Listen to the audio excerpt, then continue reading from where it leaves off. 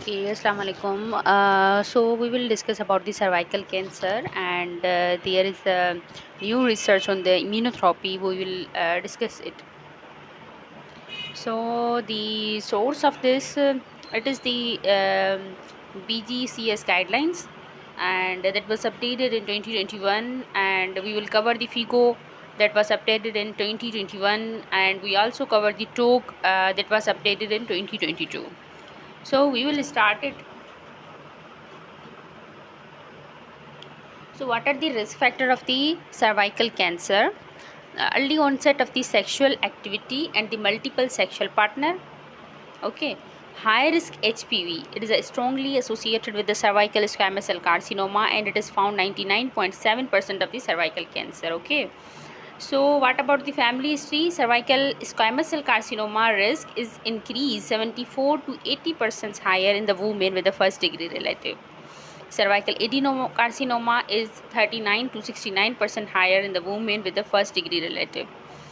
And parity, the association with the parity is limited to the squamous cell carcinoma, but with the no association with the adenocarcinoma. Okay. So, a younger age at the first giving birth is limited to the squamous cell carcinoma, and but there is no association with the adenocarcinoma. ठीक है. OCP cervical cancer is double in the current OC user who have used OCPs for the 5 year. ठीक है.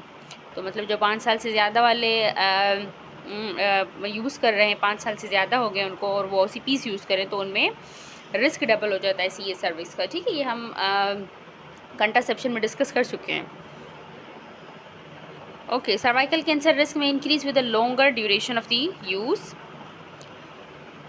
Okay, so these are all the risk factors of the cervical squamous cell carcinoma, and as well as we also discuss the risk factor of the adenocarcinoma. ठीक है, parity का कोई association नहीं है adenocarcinoma के साथ.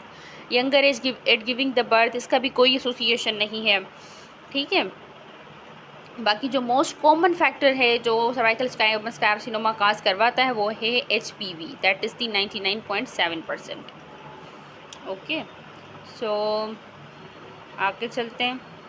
What are the types of this cervical squamous cell carcinoma? One is the squamous cell carcinoma.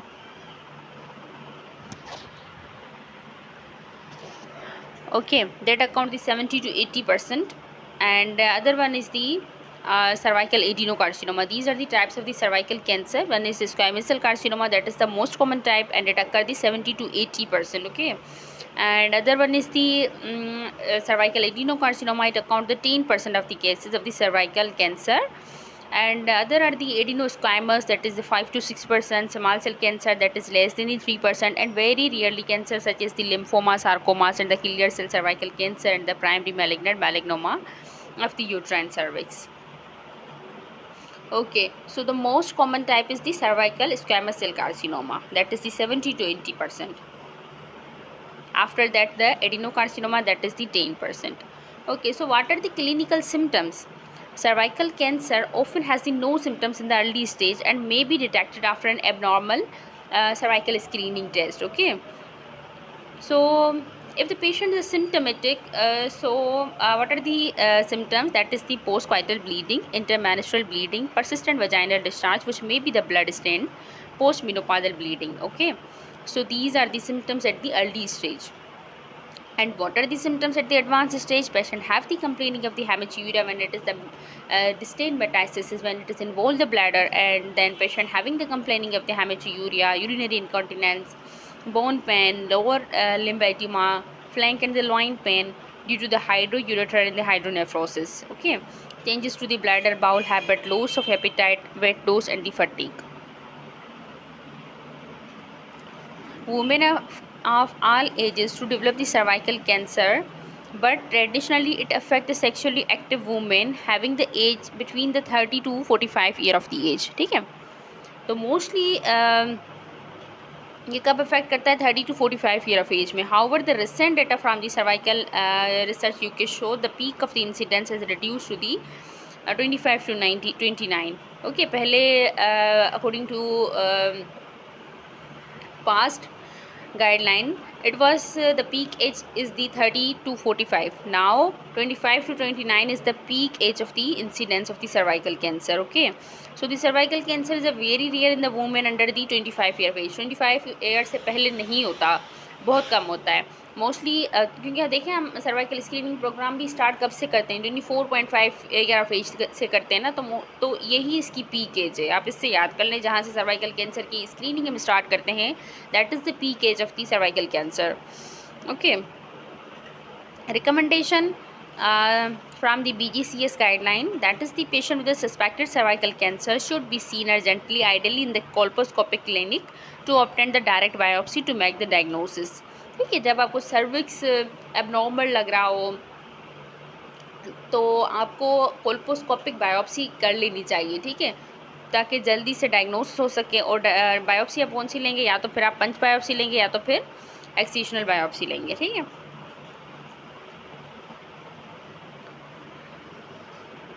Okay, so now we cover the background knowledge and we are go for the staging. Staging of the cervical cancer is mainly based on the clinical assessment. Mostly जो cervical cancer की staging है वो हम clinically करते हैं, ठीक है। कैसे करते हैं, बाय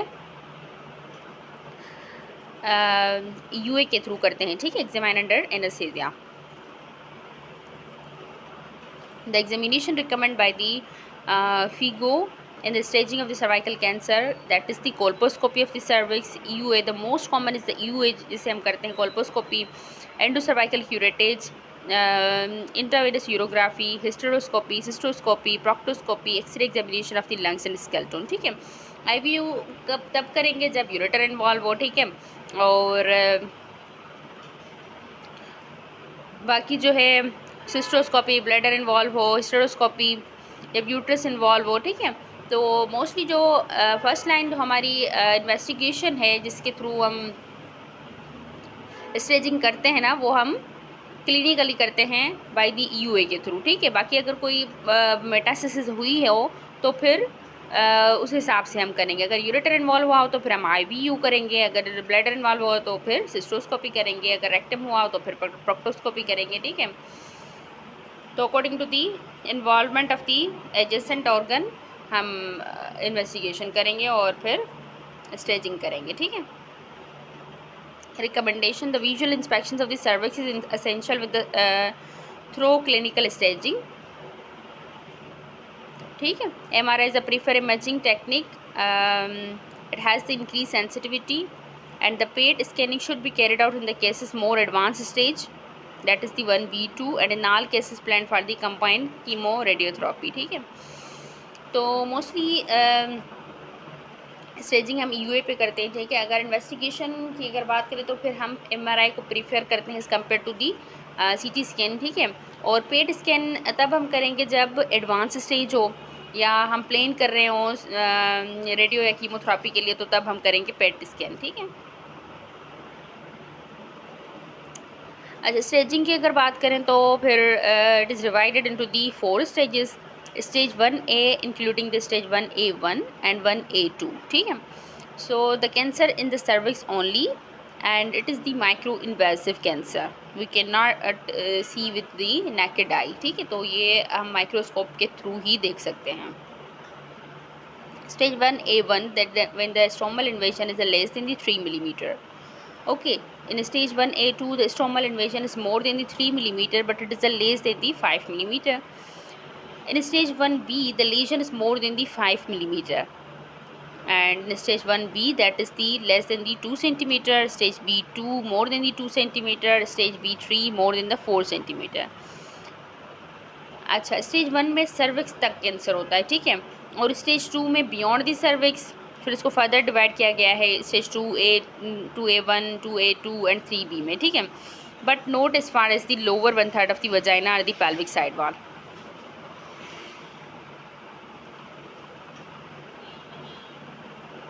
ओके, फिर स्टेज 3 में क्या है, cancer extend to the lower 1/3 of the vagina, pelvic side wall, ureter and the lymph node.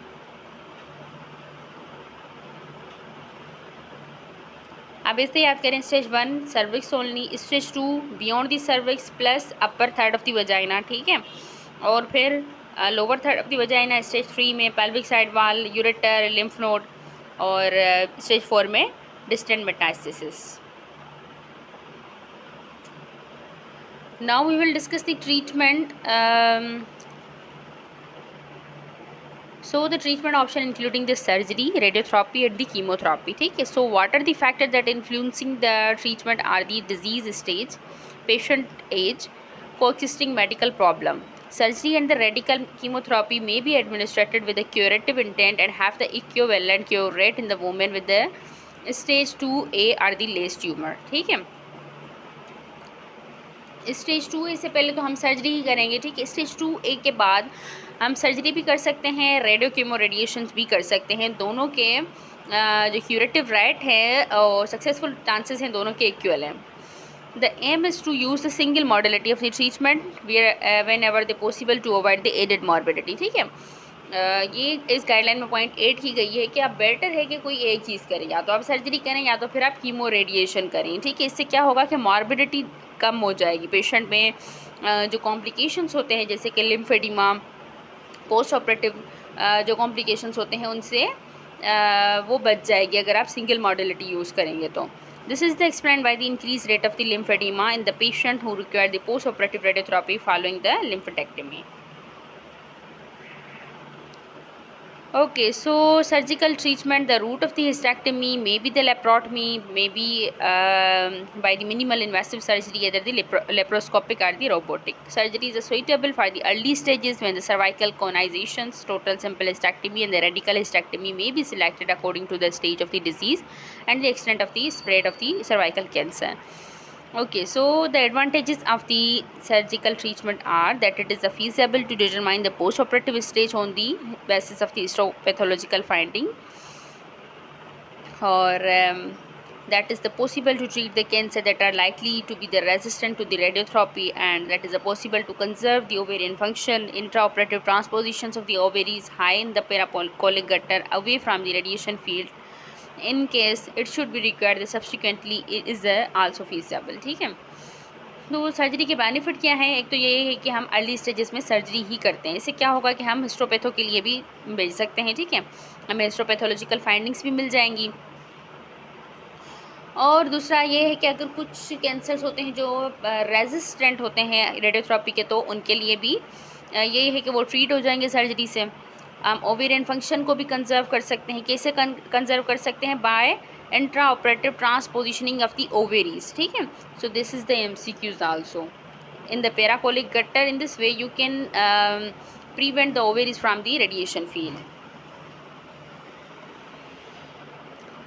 Okay. Sentinel lymph node biopsy हम कब करेंगे? हम तब करेंगे जब ट्यूमर की साइज़ 2 सेंटीमीटर से कम हो. ठीक है. So that is the recommendation. Sentinel lymph node biopsy can be considered in the management of the woman when the tumor is less than the 2 centimeter in the size. Strict adherence to the protocol is important, and the surgeon must perform the site-specific nodal dissection in any case of the failed mapping.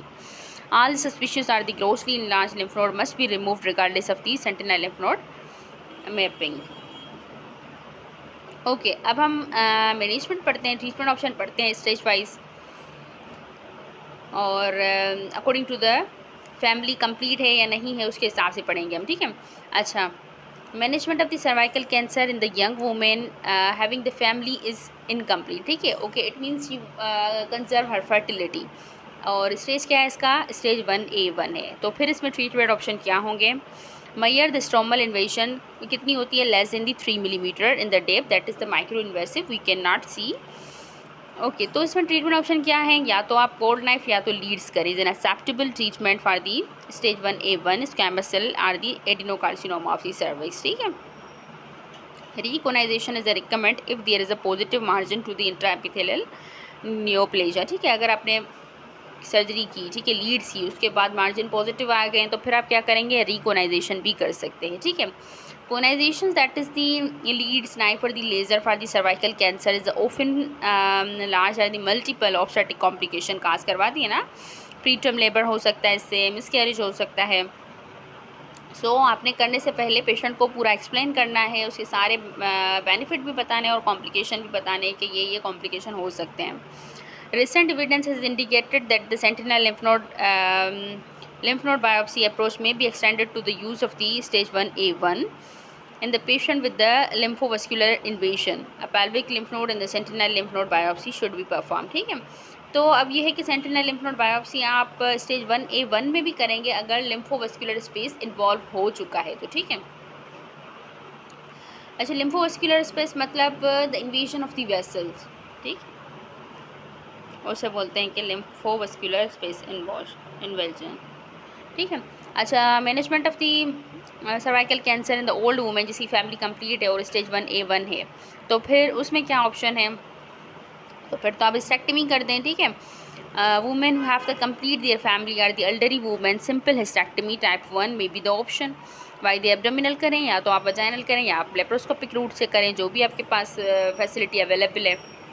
If the lymphovascular space invasion is positive the pelvic lymphodectomy and the sentinel lymph node biopsy should be considered along with the modified radical hysterectomy। ठीक है, अगर stage 1A1 है पर लिम्फोवस्कुलर space positive है, ठीक है, involve हो चुका है, तो फिर आप सेंटिनल लिम्फ नोड बायोप्सी भी करेंगे। हिस्टेक्टमी तो आप करेंगे, वो कौन सी करेंगे, फिर पहले तो आप सिंपल कर रहे थे, आप मॉडिफाइड रेडिकल करेंगे। ठीक है, और इसके साथ पैल्विक लिम्फोडेक्टमी भी करेंगे। ओके, ये तो ट्रीटमेंट हो गई स्टेज 1A1 की। अब आगे आते हैं स्टेज 1A2 और स्टेज 1B2 पे। ठीक है, stage 1A2 the women with the stage 1A2 cervical carcinoma who wish to preserve her fertility and that are the eligible for the conizations are the simple are the radical trachelectomy irrespective of the grade and the lymphovascular space invasion as longer as the clear margin can be achieved and the no pathological lymph node are identified in staging। ठीक है, तो इसमें भी यही option है, या तो फिर आप कोनाइजेशन करें या तो आप ट्रैकेलेक्टमी करें सिंपल करें या तो रेडिकल करें। चाहे लिम्फोवस्कुलर स्पेस इन्वेजन हो या ना हो, आपने ट्रैकेलेक्टमी ही करनी है, या तो कोनाइजेशन आप करें अगर वो फर्टिलिटी चाहती है तो। ठीक है, okay, stage 1B1 and the 1B2 the standard management of the 1B1 and the 1B2 cervical cancer outside the clinical trial is the radical hysterectomy। ठीक है, and the bilateral salpingectomy with the bilateral pelvic lymphodectomy plus bilateral oophorectomy।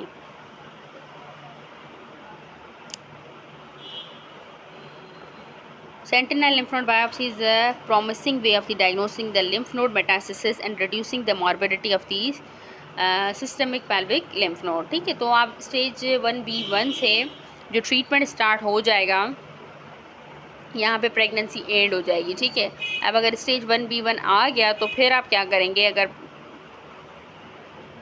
तो इसका treatment है ही radical hysterectomy. ठीक है, ये हम further पढ़ेंगे उसमें। यहाँ पे मतलब अगर एज ऑफ वायबिलिटी आ जाती है, अगर पेशेंट प्रेग्नेंट है और उसमें उसको डायग्नोज हुआ है स्टेज 1B1, तो फिर हम देखेंगे कि एज ऑफ वायबिलिटी 22 वीक से कम है या ज़्यादा है। ठीक है, अगर कम है तो फिर हम टर्मिनेशन ऑफ प्रेगनेंसी के लिए उसको ऑफ़र करेंगे।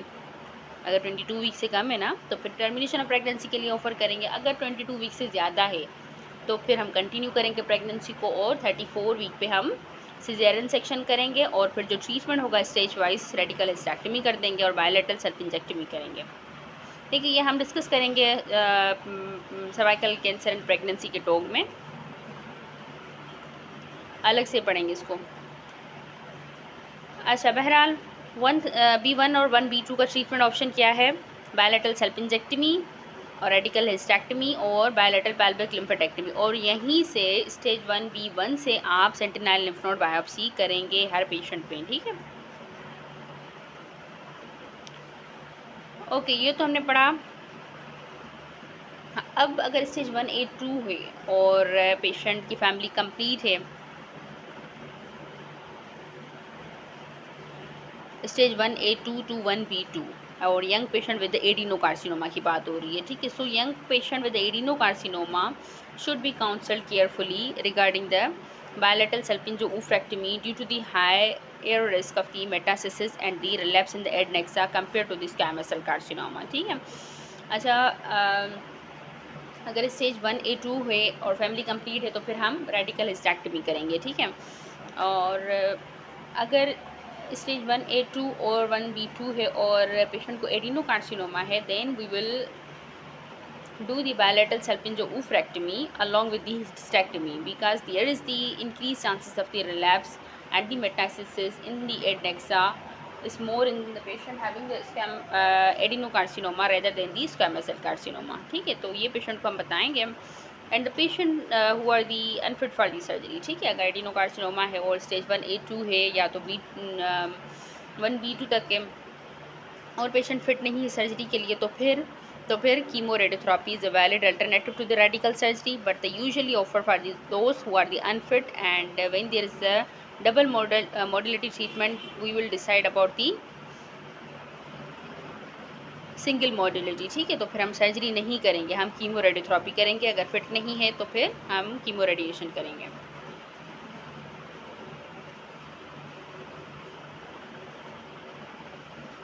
ओके, सो ट्रैकेलेक्टमी के बारे में थोड़ा पढ़ते हैं. What is the trachelectomy? एक सिंपल होती है, एक होती है रेडिकल ट्रैकेलेक्टमी. ठीक है, सिंपल में क्या होता है? Removal of the cervix.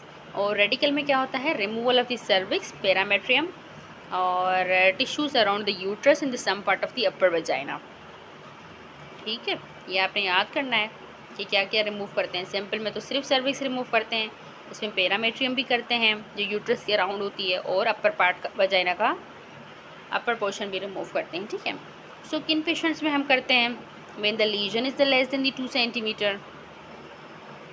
ठीक है, या तो फिर स्टेज 1A1 हो या 1A2 हो या 1B1 हो. ठीक है, 1B1 तक हम कर सकते हैं ट्रैकेलेक्टमी.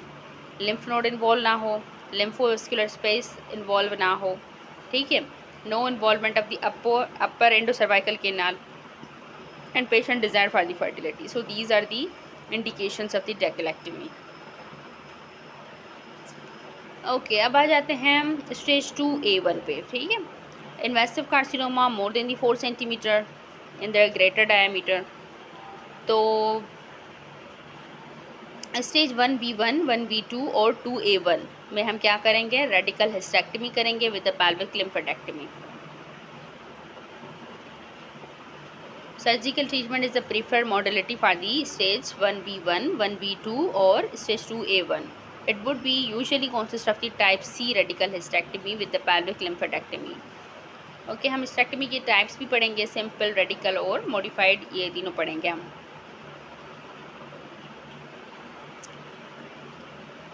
सिंपल में क्या होता है कि आप मोबिलाइजेशन नहीं करते, ब्लैडर की नहीं करते मोबिलाइजेशन. रेडिकल में आप मोबिलाइजेशन करते हैं और कुछ और भी डिफरेंस है, हम 4 डिस्कस करेंगे तो फिर उसमें ज़्यादा पढ़ेंगे. अच्छा, स्टेज 1B3 और स्टेज 2A2 सर्वाइकल कैंसर, इनका ट्रीटमेंट ऑप्शन क्या है? अगर स्टेज 1B3 है, invasive carcinoma more then 4 centimetre in the greater dimension, और तो इसमें हम क्या करेंगे? aims to avoid the combination of the radical surgery and the post-operative extra beam radiotherapy due to the significant increased risk of the morbidity and the impact on the survival. Definitive platinum-based chemoradiation at the brachytherapy is a preferred, या concurrent platinum-based chemoradiation is a preferred treatment option for the stage B3 and the 2A. तो उसका क्या है? CCRT करेंगे हम. ठीक है, chemoradiation करेंगे आफ्टर दी 1B2 तक सर्जरी ख़त्म हो जाती है. ठीक है, 1B2 के बाद हम CCRT करेंगे, कीमो रेडिएशन करेंगे. ठीक है, stage 2B, 3A and 3B, 4A cervical cancer, इसमें क्या करेंगे? हम कीमो रेडियोथेरेपी करेंगे और ब्रैकीथेरेपी करेंगे with additional radiation boost to involve the lymph nodes recommend in the patient with the equivocally involve the pelvic lymph node on the mapping. ठीक है, तो इसका ट्रीटमेंट ऑप्शन है chemo radiotherapy as well as the brachytherapy. Okay, so radiotherapy के बारे में थोड़ा सा पढ़ते हैं. Radiotherapy for the gynaecological cancer may be delivered using the external beam radiotherapy technique or the internally intracavity or the interstitial technique, that is the combination of these. ठीक है, एक तो एक्सटर्नल बीम होती है जो हम बाहर से देते हैं, एक इंटरनली होती है जिसे हम ब्रैकीथेरेपी कहते हैं. Recent new technology development the use of the intensity modality radiation therapy and the volumetric modulatic RE therapy for the patient receiving the external beam therapy, which help to offer the greater precision through the target volume and they simultaneously aim to reduce the radiation dose and to the organ at the risk. ठीक है, तो अब एक new update आई है कि अब हम देते हैं इंटेंसिटी मॉड्यूलेटेड रेडिएशन थेरापी और वॉल्यूमेट्रिक आर्क रेडियोथेरापी। ठीक है, उन पेशेंट्स में जो जिनको पहले एक्सटर्नल बीम रेडियोथेरापी देते थे, इससे क्या होगा कि ये सिर्फ फोकस करेंगे जो टारगेट वॉल्यूम होगा उसको, मतलब जो सराउंडिंग स्ट्रक्चर्स होंगे ना वो डैमेज नहीं होंगे। ठीक है, similar technique develop also apply to the brachytherapy की जगह पे भी अब आ गई है image guided adapted brachytherapy has help to improve the quality and the efficacy of the radiation. अच्छा, नेक्ट क्या है? Next is a new adjuvant chemo radiation is usually defined as the use of the chemotherapy prior to the definitive treatment. ठीक है, ये mostly हम उन patients में देते हैं जो फर्टिलिटी चाहते हैं और प्रेग्नेंट होती हैं पेशेंट्स और कैंसर डायग्नोज होता है, तो फिर हम जब तक ट्रीटमेंट डेफिनेटिव ट्रीटमेंट करें ना उनका आफ्टर द प्रेगनेंसी, तब तक हम उनको नेक्ट देते हैं, that is the new adjuvant chemo radiation. Okay, the rationales of the NECT is that if may reduce the size of the tumor and convert it to being the surgically unresectable to resectable and allow a laser surgical procedure to be carried out, such as the fertility preserving surgery, shrink the tumor to allow the definitive chemoradiation and a more effective chance to achieving the improve the tumor control. Okay. So follow up पे आ जाते हैं। Treatment हमने पढ़ लिया, staging पढ़ी, diagnose कैसे करते हैं ये पढ़ा, ये रिस्क फैक्टर पढ़ लिए। अब आ जाते हैं हम फॉलोअप पे। ओके, अगर पेशेंट को स्टेज 1A1 है, ठीक है, if the conservative treatment has been adopted leaving a residual cervix at least of the cure, primary HPV should be taken 6 and 12 months after the treatment, following by the annual screening for at least 9 years before returning to the routine recall। ठीक है, तो अगर 1A1 है और आपने conservative surgery की है और सर्विक्स पीछे छोड़ दिया है, तो आप HPV करेंगे उसका 6 मंथ पे after the surgery and then 12 month पे करेंगे, फिर आप एनुअली करेंगे अप टू 9 ईयर तक। Generally the visit are the recommend every 3 to 4 month for the first 2 to 3 years and then 6 monthly until the 5 year. ठीक है, और आप इनके विजिट्स कैसे हैं? 3 to 4 मंथ 3 साल तक के लिए, और उसके बाद 3 साल के बाद 6 मंथली फॉर 5 ईयर तक, फिर एनुअली। एट ईच विजिट आप क्या करेंगे? हिस्ट्री लेंगे, क्लिनिकल एग्जामिनेशन करेंगे और ट्रीटमेंट कॉम्प्लिकेशन को असेस करेंगे, psychosexual morbidity as well as the assessment of the current disease को भी असेस करेंगे। ठीक है, अच्छा, women under the age of the 50 year who have the list lost the ovarian function should be considered for the HRT। HRT आप दे सकते हैं, और combined HRT for the women with an intact uterus including those women who have the radiotherapy. Alternative to the HRT including the local vaginal estrogen application to improve the side effect, stenosis, dryness of the vagina, moisturizer and the of the vagina। ठीक है, ये तो alternative option है। अगर जिनमें आप HRT नहीं दे सकते तो उनको आप ये ऑप्शन दे सकते हैं। ओके, समरी पे आ जाते हैं। For the stage 1A1 cancer the loop excisions may be adequate as long as the excision margin are the clear. ठीक है, और for the stage 1A2 cancer, the standard treatment is the radical hysterectomy with the bilateral pelvic lymphodectomy.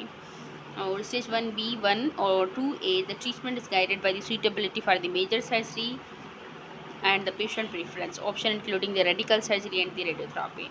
Management of the stage 2B to 4A is by the radical chemo radiation. The management of the 4B cancer is usually by the palliative radiotherapy.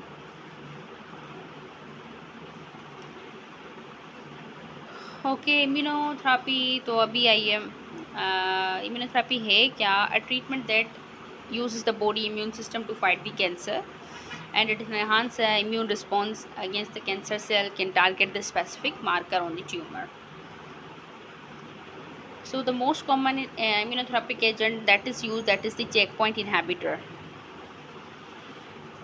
Okay, so how it work? It work by blocking the checkpoint protein by from binding with the partner protein. This prevent the off signal from being sent, allowing the T cell to kill the cancer cells. Okay, so these drugs are called the checkpoint protein and also called the CTLA4. Advantage can according to the NICE, the combined with the chemotherapy is recommended for the persistent, recurrent और metastatic cancer in the cervical cancer in the adult. ठीक है, तो mostly इनमें use होता है जब persistent disease हो और रिकरेंट हुआ हो कैंसर या मेटास्टेटिक हो. The patient tumour express the PD-L1 with the combined positive score at least 1. The pembrolizumab is stopped after the 2 year of the uninterrupted treatment और अर्लियर द कैंसर प्रोग्रेस. ठीक है, तो फिर stop कर देते हैं, 2 साल तक देते हैं. अगर उसके बाद भी कैंसर कंट्रोल नहीं हो रहा, उल्टा प्रोग्रेस हो रहा है, तो फिर स्टॉप करते हैं. NICE recommend this treatment because the clinically trial show it can delay the cancer from the worsening, increase the length of the patient life and be cost effective. Side effect क्या है immunotherapy के? Infusion reaction हो सकते हैं, allergic reaction हो सकते हैं, auto immune reaction हो सकते हैं और this cancer can cause the body immune system to attack the other part of the body, which can be the serious and the life threatening. So that's all about the cervical cancer. In the next lecture we will discuss about the cervical cancer in the pregnancy and endometrial cancer.